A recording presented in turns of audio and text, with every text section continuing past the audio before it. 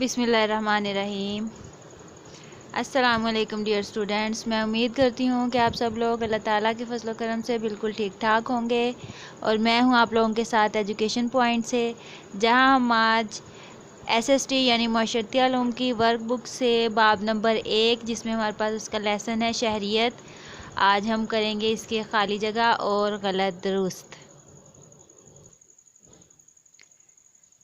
तो अपने लेसन की तरफ जाने से पहले मैं आप लोगों से कहूँगी कि अब अगर अभी तक आप लोगों ने चैनल को सब्सक्राइब नहीं किया तो चैनल को सब्सक्राइब कर लें, ताकि आपको आने वाली हर नई वीडियो मिल सके। साथ ही साथ वीडियो को लाइक करें और शेयर करें और वीडियो को एंड तक लाजमी देखें। अब यहाँ हमारे पास वर्कबुक के सफ़ा नंबर 6 पे हमारे पास मौजूद हैं खाली जगह और गलत दुरुस्त। तो पहला सवाल है हमारे पास, सबक के मतन के मुताबिक मुनासिब अल्फाज की मदद से खाली जगह पुर करें। नंबर 1 पे है, पाकिस्तान में रहने वाले लोगों की शहरियत डैश है। तो डैश में क्या आएगा, जो मैंने आप लोगों के लिए पहले से फिल कर रखी है, उसमें क्या लिखा है हमने, पाकिस्तानी। पाकिस्तान में रहने वाले लोगों की शहरियत पाकिस्तानी कहलाती है। नंबर 2 पे है, वक्त गुजरने के साथ शहरियों के हकूक़ और ज़िम्मेदारियां डैश हो जाते हैं। तो क्या आएगा खाली जगह में, तब्दील हो जाते हैं। नंबर 3 पे है, डिजिटल शहरी ऐसे शहरी को कहा जाता है जो डैश को मुख्तलिफ सरगर्मियों के लिए इस्तेमाल करता है।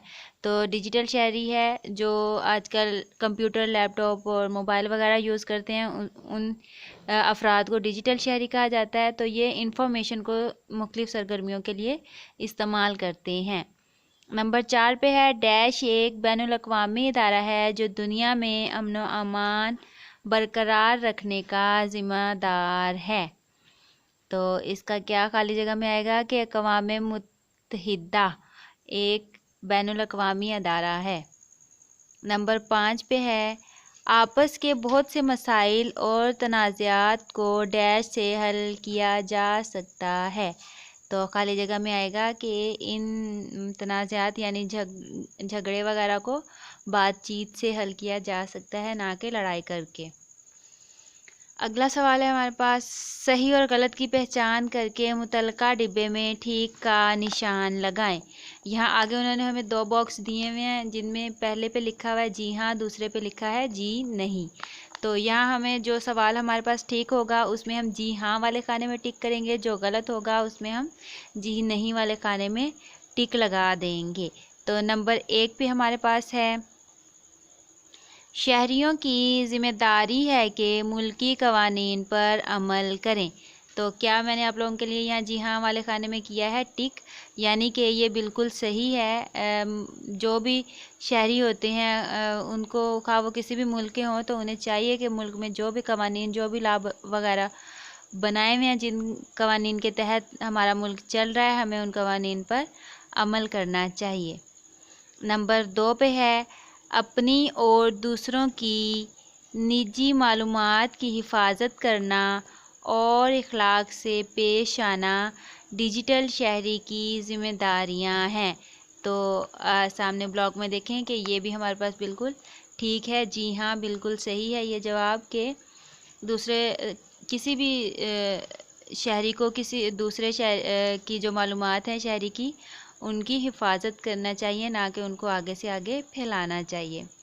नंबर 3 पे है, ऑनलाइन बैंककारी के ज़रिए रकूम को एक जगह से दूसरी जगह भेजना मुश्किल हो गया है। आजकल तो ऑनलाइन का सिस्टम है, तो ये कोई भी ज़रा भी मुश्किल काम नहीं है, 1 मिनट में पैसे इधर से उधर भेजे जा सकते हैं। तो हम इसका क्या करेंगे, जी नहीं वाले खाने में टिक लगाएंगे। तो नंबर 4 पे है, ऑनलाइन इख्तिलाफ़ राय को ऊंची आवाज़ और तकरार के ज़रिए हल किया जा सकता है। तो बिल्कुल ये भी हमारे पास जवाब क्या है, गलत है। जी नहीं, ऐसा नहीं किया जा सकता। कितनी भी ऊंची आवाज़ कर लें, लेकिन झगड़े वगैरह को इजहार राय से ही तब्दील किया जा सकता है, ना कि झगड़ा करके। नंबर 5 पे है, इस बात का ख़ास ख्याल रखना चाहिए कि हमारे इजहार राय से किसी की दिल आज़ारी ना हो। तो ये सामने ब्लॉक में मैंने आप लोगों के लिए किया है टिक, यानी कि ये बिल्कुल ठीक है। जी हाँ, ये जवाब ठीक है। तो हमें दूसरों की बात का ख्याल रखते हुए अपने इजहार अगर हम किसी भी बात का कर रहे हैं तो ऐसे अल्फाज में नहीं करना चाहिए कि अगले बंदे का दिल दुखे या अगले बंदे की दिल आज़ारी हो। तो ये था हमारा आज का लेसन। आज के लेसन में खाली जगह और गलत दुरुस्त करवाए हैं मैंने आप लोगों को। कल इंशाल्लाह आप लोगों को इसी लेसन के शॉर्ट क्वेश्चन और लॉन्ग क्वेश्चन, मुख्तसर और तफसीली सवालात के जवाबात करवा दूँगी। तब तक के लिए आप लोग अपना ख्याल रखें, अपने माँ बाप का कहना मानें और बड़ों का एहतराम करें। कल इंशाल्लाह एक नई वीडियो, एक नए टॉपिक के साथ दोबारा आपसे मुलाकात होगी। तब तक के लिए अल्लाह हाफिज़।